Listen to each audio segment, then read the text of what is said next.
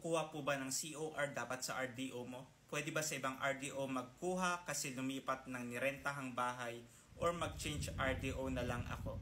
Ano ba yung COR? Yan yung BIR Certificate of Registration. Yan po yung makukuha natin pag tayo ay nag-register ng ating freelancing business kay BIR. Usually sa mga freelancer, ang ginagamit na business address ay ang residential address. At every location or address may naka-assign na BIR, RDO or Revenue District Office. For example, ang address ko ay sa Cubao. Dapat mag-register ako ng freelancing business ko sa RDO 40 BIR Cubao. Kung naka-register naman sa ibang RDO, yung TIN ko, basta from employment or basta wala pong naka-register na any business sa TIN ko, pwedeng dumiretso na ako sa RDO Cubao.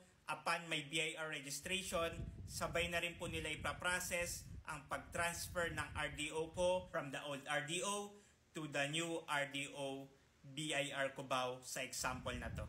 You are a freelancer at meron kang concern or question regarding freelancers BIR registration and freelancers tax compliance, comment mo lang yan at sasagutin ko yan.